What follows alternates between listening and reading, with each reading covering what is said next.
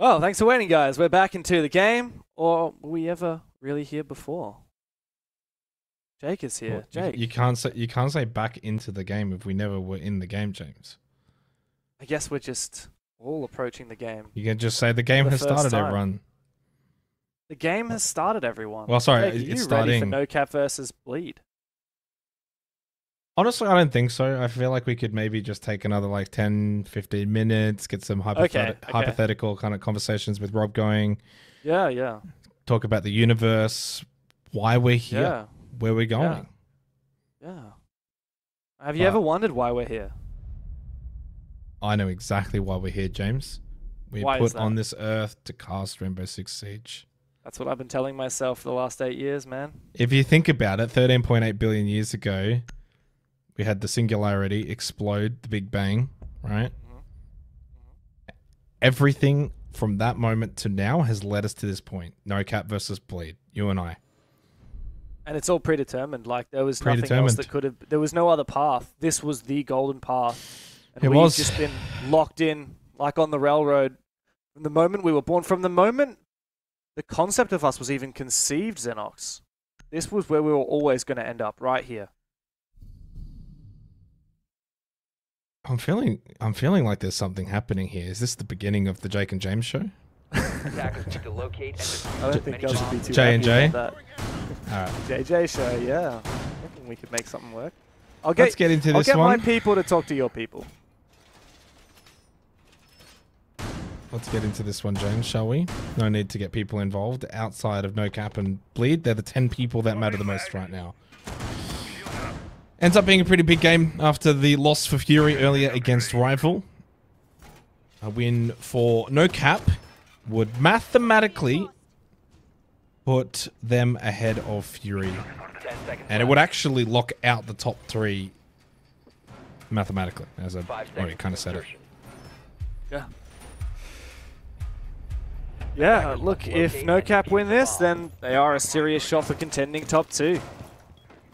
And it would certainly change the conversation around them from being a team that's in that formation stages, reformation stages, to seriously having a shot at winning that spot at the major.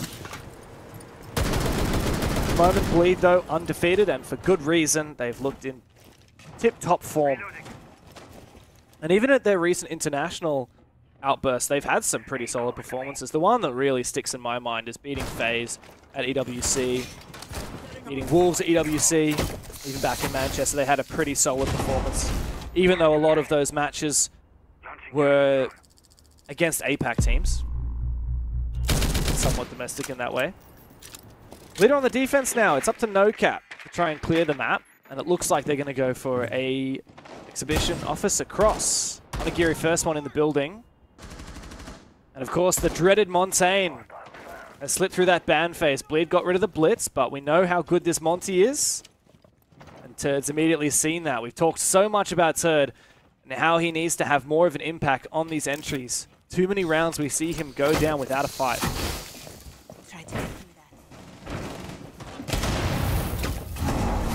Yeah, maybe it's the license as well. We're not privy to that information. Every chance in which, you know, he gets told you can be a little bit more aggressive on those entries and first contact on defense.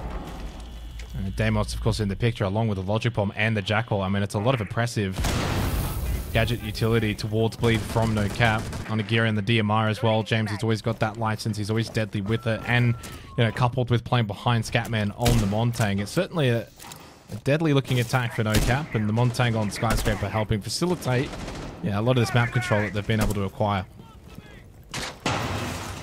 They've got to deal with these choke points. They've done so reasonably well. The Vulcans, eventually the fire will elapse. Here comes Dokkaebi Call, and plenty of info here from Scatman. No breach onto the site yet, but it looks like this is the mini execute to try and take Geisha control. Big from Mr. Punch. What a stage he's had so far. Almost finding another one. There's the head. Turd over peeking. Reveals his position and opens up the gates for NOCAP to start erupting onto the site. There's a bit of a fight from Reeks, but against 4 players, nothing he'll find. Mr. Punch gets his 3. Phenomenal opening round from NOCAP. Yeah, I think that's the best way that you could phrase it, James. I don't really need to double down on it. It's pretty plain to see, especially on Skyscraper, an attacking round like that from NOCAP. Really good entry in towards Geisha, good pinch as well after clearing out the mezzanine. And to be fair, Leader's the kind of player that I don't expect to kind of fall and die like that in that position, especially just someone flanking Geisha like that. And he seemingly quite unaware. We actually highlighted him, of course, in the desk segment where he's been having such a great stage with this roster. Turd, you mentioned the peak. It was also just the insane shot as well. That's a really good way to open up the account for NOCAP against Bleed, and we kind of put our serious pants on now and say, well, if they're going to play like that, they're every chance in being able to sort of dethrone Bleed. If we can see more of those rounds, that's going to be the kind of question, though. Can you play that well just about every round? Because even 10, 15, 20% off of that, and there's probably more avenues in which Bleed could probably take that round, even if it's as dominant as it was, especially for Mr. Punch. So, really good start for NOCAP. Is it a one and done, though? We don't want to get too overexcited just yet, but good signs. They'll play the Montang again, and I imagine we'll probably see a very similar looking lineup throughout the majority of these sites, the majority of these rounds. The Doc could be the Montang, the Deimos, playing around that shield. And that might be the avenue for NOCAP taking down Bleed. It'll really be on Bleed to make adaptations as this game goes on. The Monty is such a good way to deal with the map like Skyscraper, where there's so many choke points, and it can be really hard to make your way forward. Really liked what we saw last round from NOCAP. Solid entry, and here we go. Very early pick. Onigiri going down. Lead are the best team in the league at finding those opening picks. NOCAP the second worst. And Onigiri has unfortunately been a big part of that. He can be very hot and cold on this entry.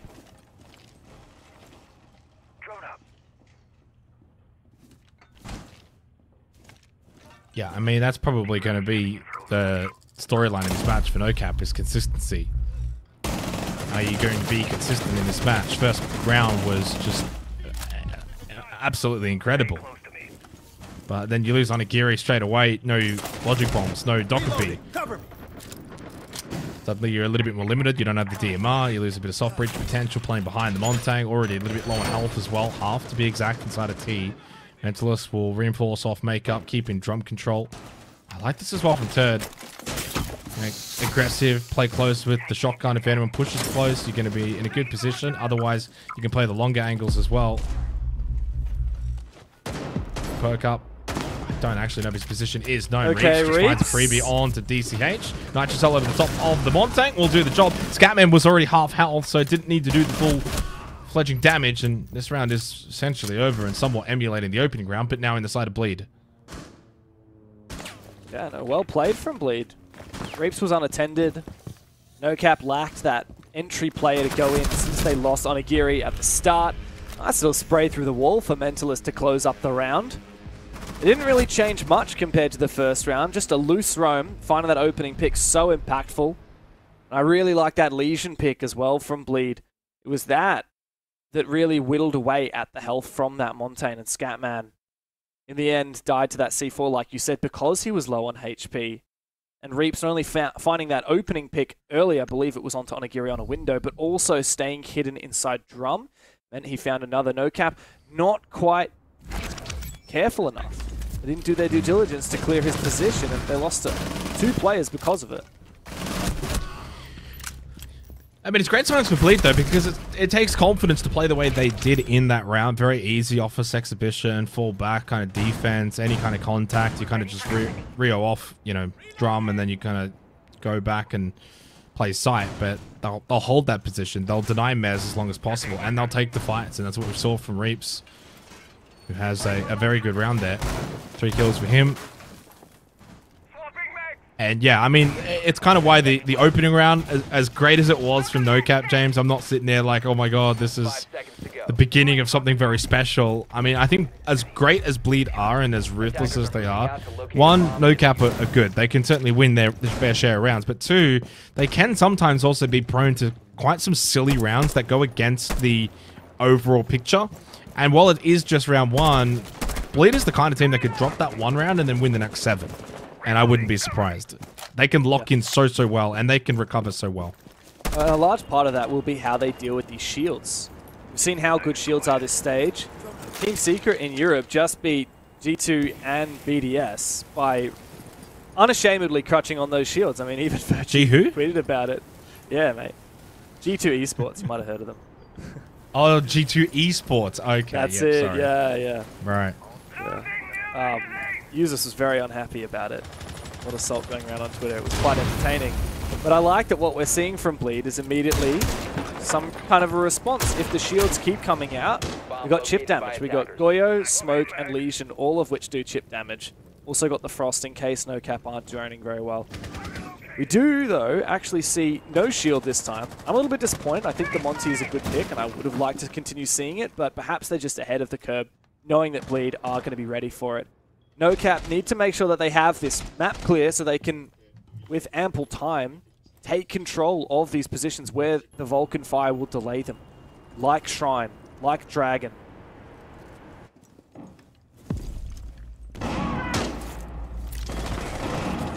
Hoven expecting some kind of entry here, and indeed he will be right. Needs a kill onto DCH. I think that was almost a little bit too obvious for NOCAP in terms of their entry point. It's Scatman to follow immediately afterwards, hoping to maybe time Hoven on a bit of a rotate off this position. He doesn't. He stays. He might get himself a third. Indeed he will on a Geary. Yeah, some somewhat rookie mistakes from NOCAP in that particular round punished, and yeah, Bleed certainly formidable in the 2 rounds after that opening round. This is the Bleed that we expect. Very much is. And the Hoven that we expect, very much looking like the best player in this league right now. He's technically slightly behind Azuki in terms of his EPS, but he's ahead on cost, he's ahead on entry, and he's just coming to his peak form.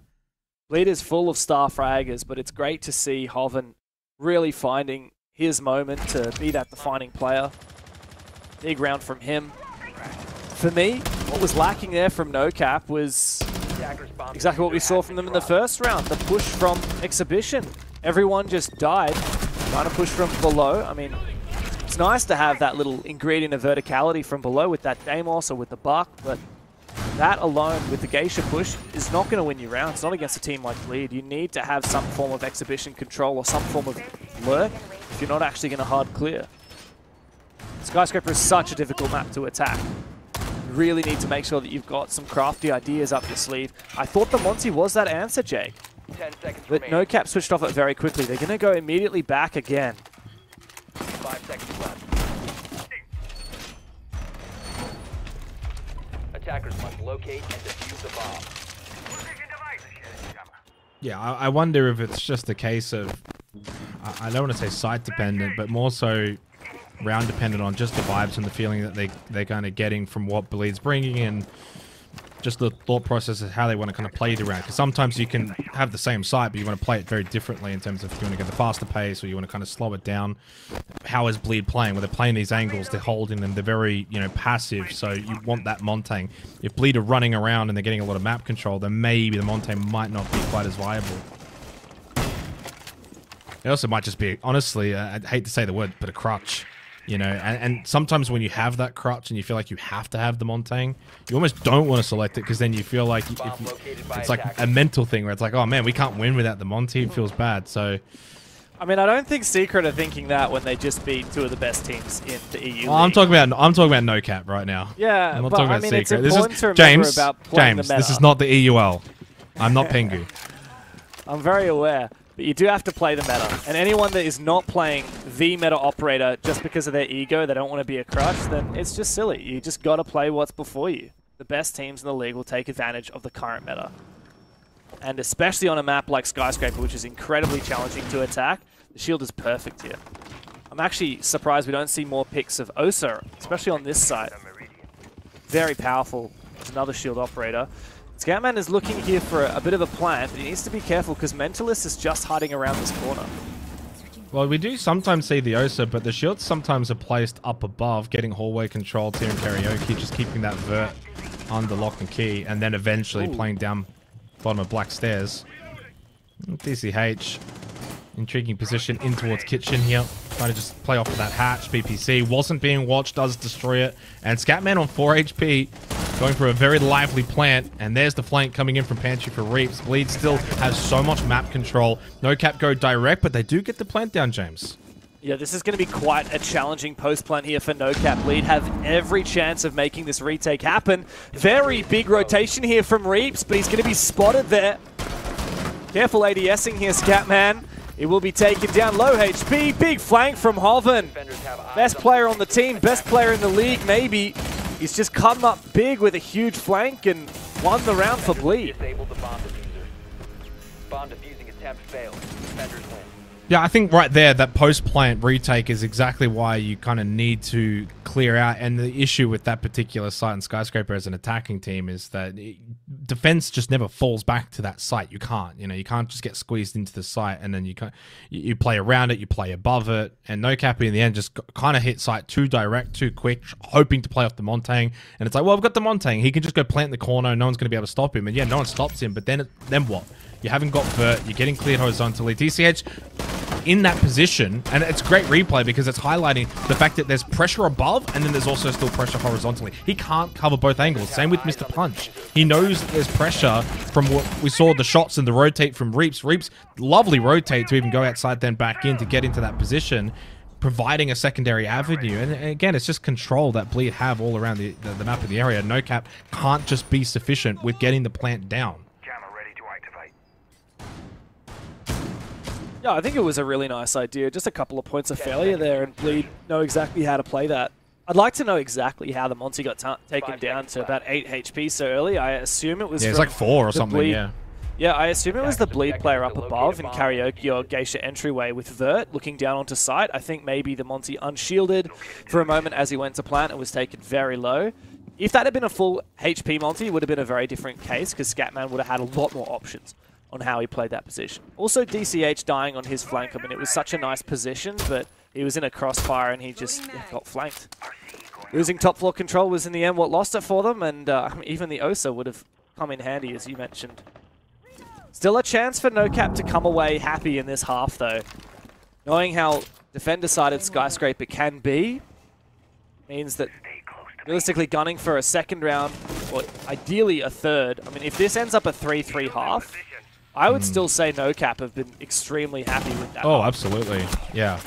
Oh, I agree. Nitrocell, bit of damage. Not a lot, actually. I thought that was going to do a little bit more to DCH. This is a smart Nitro. The other thing as well... Reaps is so ballsy here. Like, he should realistically die. There's no way he should get out alive. He has been playing this position quite a bit throughout this first half, and yeah, has pushed all the way in towards that Geisha side. Now we'll rotate back. Could reinforce off and deep mentalist will. We have simply do that a couple of times in this half. To some effect though, especially in the second round.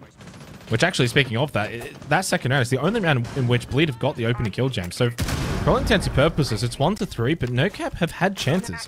3 out of 4 rounds they've had the opening kills. They've had the early starts. They just haven't been able to capitalize, and that's probably been their issue, is the late round execution. That's a free... Onigiri, you should know this. Yeah, that is not great. DCH has gone down too. Reap should not be allowed to do everything he's done in this position. Scatman wants to march on forward.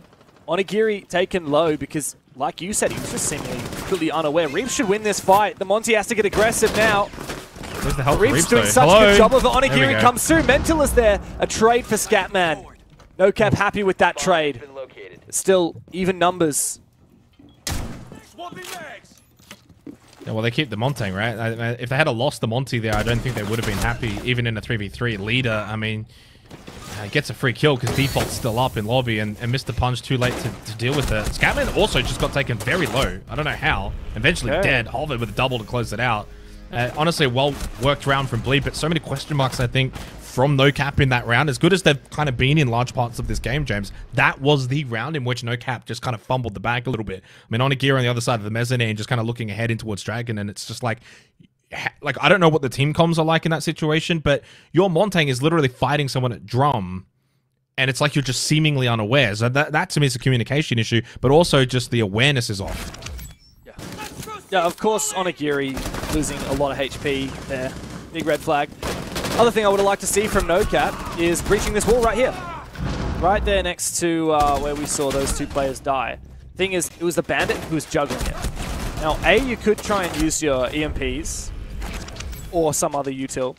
in tandem with your ace to try and get that off, and then while the they brought Bandit the is Kali. juggling, you go in for a kill. Yeah, you got the Kali.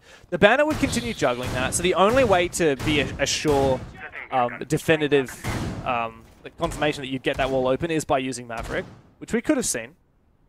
But no, I mean, I've just, a little bit disappointed that NOCAP. 10 seconds to insertion. This map is so full of choke points, you have to do what you can to mitigate the number of 5 choke seconds points. to go. Monty is great, but Monty can make eye contact with someone in close range. It doesn't kill that Attackers player, it moving doesn't out clear to that locate a position. bomb and And that's defuse exactly what we saw happen in that round from NOCAP. Because they didn't open more avenues and crossfires into drum, they just had to send it and trade out down to a 3v3. And from that point, you're still in a disadvantage because this map is very defender-sided. Now, if NOCAP loses this round, I mean, the difference between a 4-2 and a 5-1 is astronomical. If this is a 5-1, I don't think NOCAP can come through on defense. Even if they do have a really solid defense, I just expect Bleed will be able to manage to get 2 on their side. How good they are at the moment. That is unfortunate from Onigiri. A little bit of a tunnel vision. I mean, if a drone came through and spotted that goo mine but didn't spot the frost mat, there is some serious miscommunications or lazy droning happening here. Deploying Selma. What's the, what is it? Porque no la dos? With the Why don't we have kill. both? I mean, in theory, if he had... I'm not sure if you can still do it, but back in the day, you could... If you landed a goo mine after being frostmatted, like at the same time, you actually just outright die because the goo mine will kill you, finish you off. Don't know if they can still do that. Maybe you can. I like this time delay. I mean, it's just such a good setup from Bleed. Like, this Smoke and Goyo is just delaying all time. They know that if this comes down to a 3v3 with 20 seconds left and their players on site, they're going to win. And so that's their entire strat, to enable that. They've owned this part of the map. Absolutely. Regardless of the site, whether it's Theorem Karaoke, whether it's Office Exhibition, I mean, heck, even if it's like Kitchen Barbecue, but they've absolutely dominated drum. NOCAP have just not been able to overtake this position, and they haven't even been able to just force them back, even without kill. Ooh, little prone position. Onigiri. Okay, another opening kill. Not for the first time in this half. It's been somewhat of a strength for NOCAP, and at the end of the day, with 60 seconds left, James, a second attacking round win for NOCAP would certainly keep this match lively, and a double down from Onigiri. Make it Onigiri. a triple. He's gone and got 3, 4 HP, a 5v2, and NOCAP on the verge of a second attacking round. Going for the plant. They don't need lots of info on these players. Leader doesn't have info on that plant spot. Activating diffuser. Now the Monty is not present in this round, but you got 3 full HP players, and on fire Onigiri. He's got to pull out a goo mine. Scatman there, right between the eyes onto Harvin, all up to Leader. His C4 missed, and now he's got to make do with the SMG-11. The trade comes through from Mr. Punch. Finally, we see a reply. That game was that half was a Bleed sandwich. NOCAP in the first and last rounds of the half, and Bleed to take the 4 in between. Yeah, absolutely. But out of the 6 rounds, it was NOCAP who got 4 opening kill engagements. I mean, that to me says that they were in a lot of those games, a lot of those rounds, I should say, but couldn't probably capitalize the way they would have liked on, especially those more primary sites like Office Exhibition and Theorem Karaoke. But they started so well and finished so well. And it gives hope now for the second half. The fact that Onigiri, though, from that moment then goes on and just absolutely dominates over towards the mezzanine, I think really highlights what he can do for this roster and what he is capable of. He was 1-4, James, you know, at one point, and now he's 4-4. So it really goes to highlight that, you know, he's also the kind of player that is so experienced that he's not going to just mentally check out because he's had a bad couple of rounds. When his moment arrives, he will stand up. In that case, he was prone, but he will stand up, metaphorically. Yeah, Onigiri is an extremely hardworking and determined player, and it was great that we got to hear from him after the rival game that they won 7-1 on Chalet, which was the day after they lost Chalet to Elevate 7-4. And Onigiri was pretty honest with us, which is lovely, by the way. He said, look, I took full responsibility for losing that Elevate game. We had a big meeting afterwards. We said, well, the reason we're losing is because we're not getting boots in the building. We're too slow. We're too afraid. And so I said, okay, guys, that's on me. It's up to me to enter this building, to get inside, and to start finding opening kills, to start taking map control. And yeah, every now and then we see him jump into a frost mat, or in that rival game every now and then he did something a little bit silly, jump into a room without droning, and he would be a free death on the opening. NOCAP have struggled over the course of the season on opening kills as a result, but in this game, like you pointed out, they're actually winning them against the team that's the best in the league at opening kills. So even though it looked very dismal there for the middle 4 rounds of that half, NOCAP are actually in a pretty happy position. Uh-oh. You certainly don't look to discredit Bleed, though. It's not as if they're in perfect defining attacking rounds. On gearing towards Geisha, pivotal point. I think also the most pivotal point is going to be this drum play. You know, Bleed was so good at it. NOCAP had to find other avenues to success. Eventually they did. You know, I'm curious if Bleed are going to be just as proficient, you know, taking positions like drum in this attacking half, which would open up these sites. I like this flank watch position from Turd. He's just playing off sound cue. Doesn't need a drone. Oh no, but he's going to move first. Oh, he's a dead man, surely. Oh, good Never check. mind. Good shot as well. 3 kills for Bleed. And the round is pretty much done now for NOCAP. DCH and Mark have to be exceptional here, but it's not likely to work out. Plenty of time for Bleed to just slowly but surely mop up the pieces. It's going to be flawless, unless if DCH can find a few exits. There's one, but not the second. Very convincing attack there for Bleed. Yeah, the clear there at stairs for Turd doesn't seem too amazing or anything special, but at one moment you're kind of like, oh, is he going to, like, you know, not check this properly? And you can see the way he kind of brings his crosshair down, which is really the right way you want to do it, because then you're going to hit the head. You know, if he clears kind of the bottom of the stairs first, James, and he's then bringing his crosshair up, firstly, you can have someone holding the higher angle, but then secondly, you're not going to hit the headshot unless you flick really high up. So he's cleared that absolutely perfectly.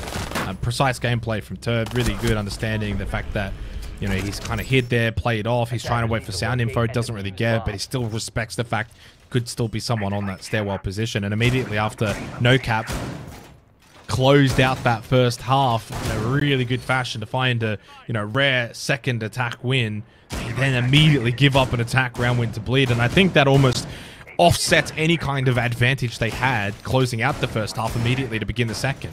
So a really disappointing way for them to kick things off. And, well, we're also seeing, again, this kind of trend that between both teams now, of course, only the 1 round for Bleed, but attack has been very prominent at getting these opening kills. 5 seconds remaining. It is a funny little trend, isn't it? 5 of 7 rounds. Attackers are heading out to defuse a bomb. Bleed already looking very solid. It's funny how quickly things can change, because if you go 4-2 on your defense, that's like, oh, not too bad for the other side. But then as soon as you show, oh, actually, we have pretty solid attacks on this, it completely changes the conversation. This could be anywhere between a 7-2 or an overtime. And that's the nature of having defender-sided matches, having defender-sided maps, and teams like Bleed, who continue to surprise you. On this attack, looks like first step is checking what's going on downstairs. I like that little Zephyr charge there to take down that battery on the VIP wall. And guess who's back? Back again, Hoven on the Monty.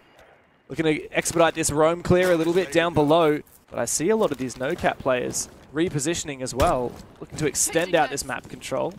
However, it appears to be that Bleed are not looking for a map clear, but something far more direct. It was a couple of rounds back, James, opening half. You kind of touched on what Bleed were maybe bringing to counter the Montang. Well, what's NOCAP got? They don't have much. Very little.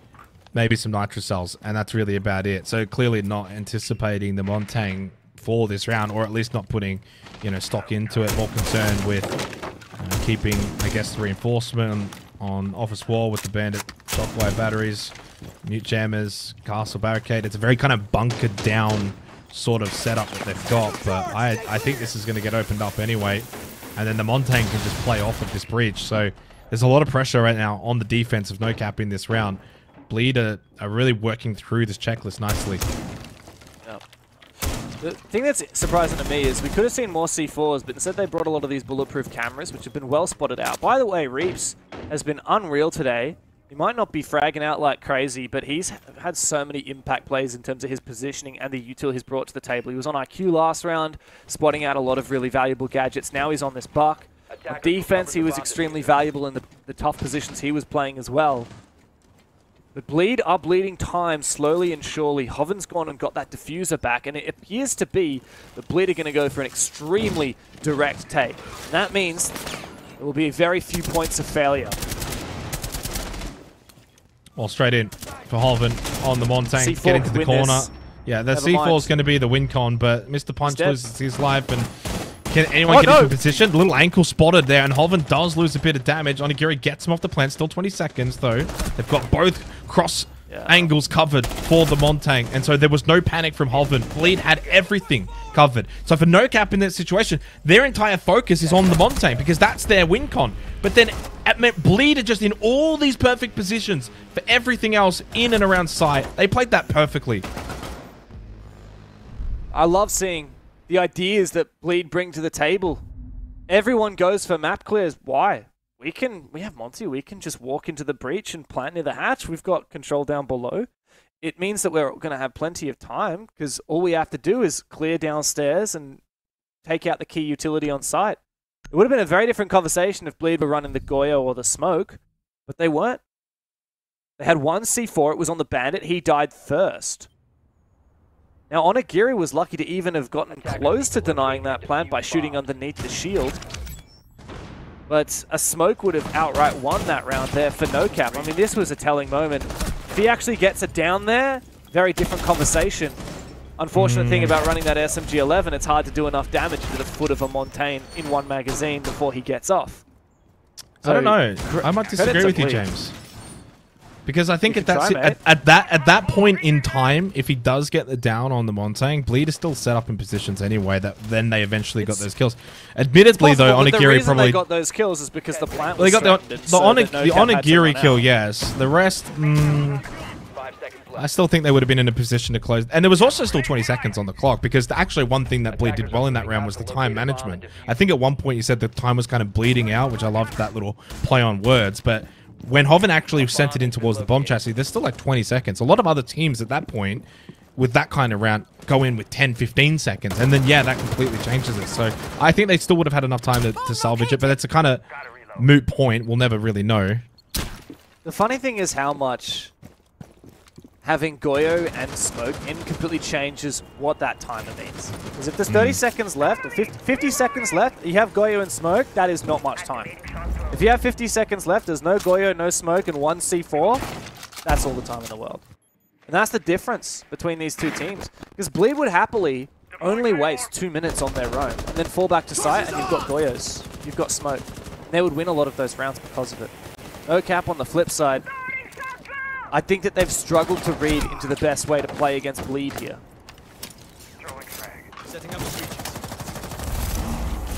It's a really disappointing scoreline when you consider the positives from this match for NOCAP, the opening round and 6th round as well of the first half. They got a couple of really good starts to rounds with the opening kills. They've had good moments, James, but the overall match has been quite one-sided. So, yeah, 2-6 at this point. You're still defense, guys. Skyscraper, can't forget that. Can you just find a way to get a couple of rounds under your belt, get some momentum?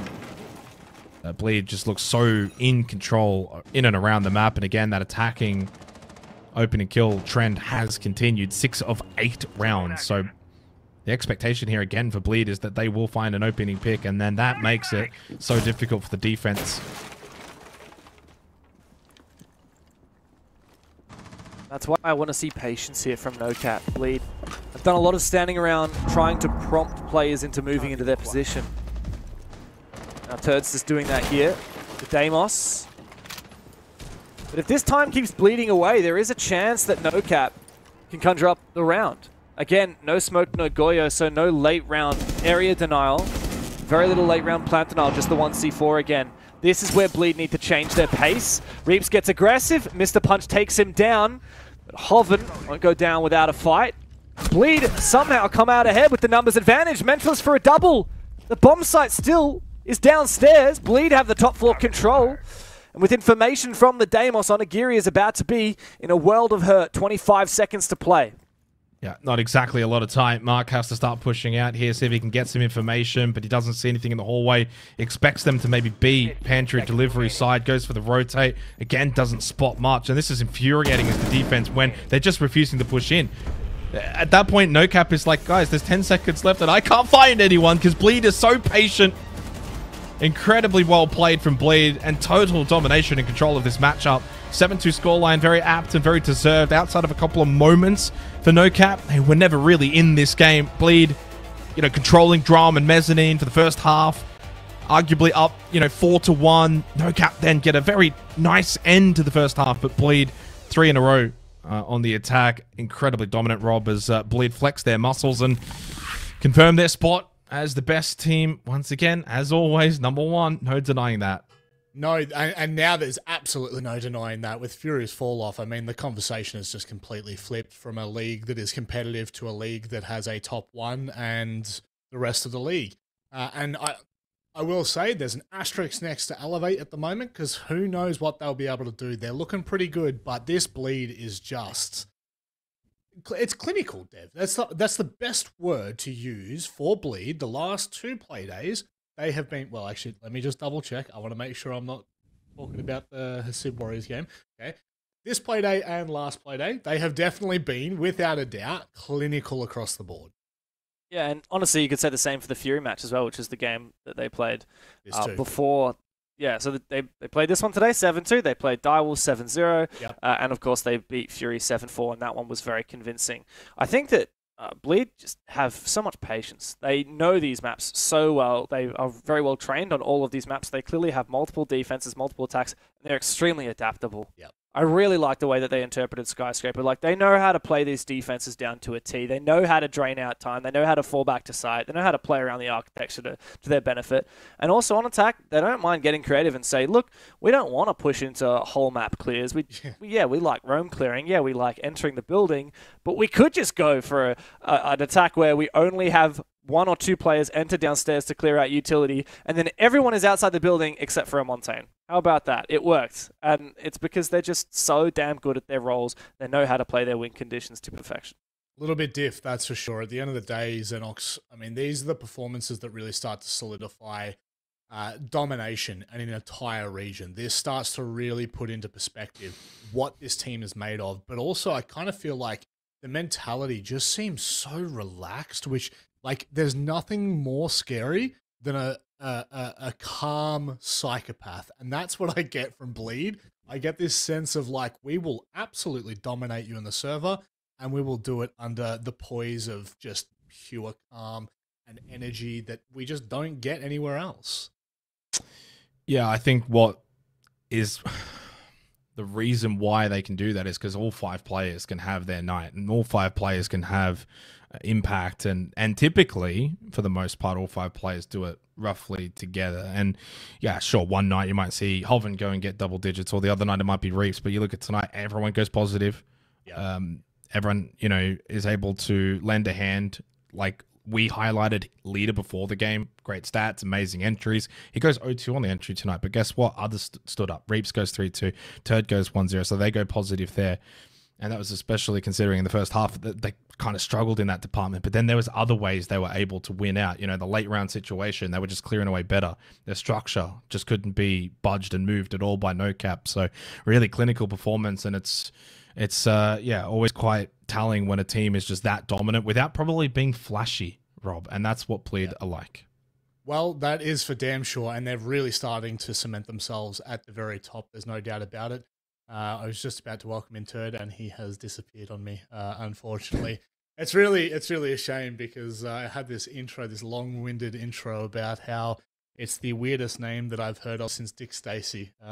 Saying Turd on a broadcast it feels like just low-hanging fruit. But Dev, like, kind of touching on Turd until we get him back ready for the interview, he has really kind of turned up the last 2 play days. And look, today you can have a look at the performance of the entire team and go, well, it's kind of hard not to. Maybe it's even the same for the week prior, but there was a lot of talking points about him. There were a lot of comments about, is he at this level? Is he able to keep up?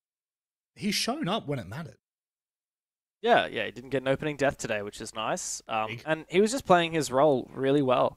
We didn't actually get to see a lot from him. It was mostly the Reaps and Hoven show today, but still, Turd, he knows how to play his role. And it goes back to that round that I remember him playing on the Deimos on the attack, where he was watching a flank in such a passive position, but still fulfilling exactly what his team needed him to do. And when he did end up aggressing, he was careful on the angle and he landed his one.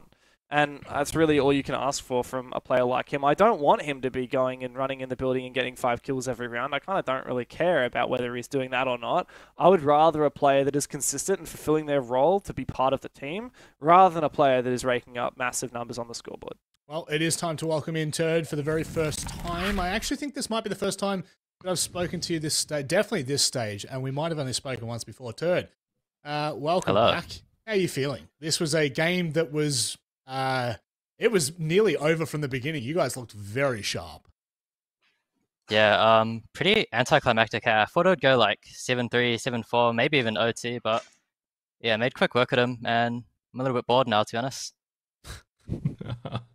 Oh, Turd, ever humble. Look, firstly, congratulations on the win. I thought it was an incredible performance as a team. All 5 players, everyone looked like they understood their roles. Is that kind of like, I guess, for this particular stage, the idea of just everyone kind of solidifying their roles with leader here, understanding what you guys want to be doing moving forward, going into the major, if you qualify, etc. Is it just all about we're going to, improve on what we do individually in our roles for the roster?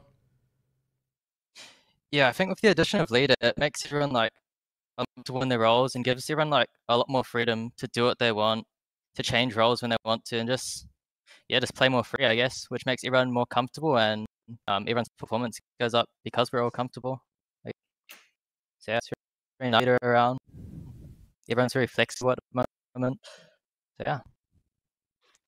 Look, Ted, I know you love to play the villain, so I don't know if you're going to have a chance to with this question, but try your best. What do you think about shields in their current state, about how your team might be using them, about how you play against them as well? Mostly like bad players crutch on shields to get wins, like really bad players.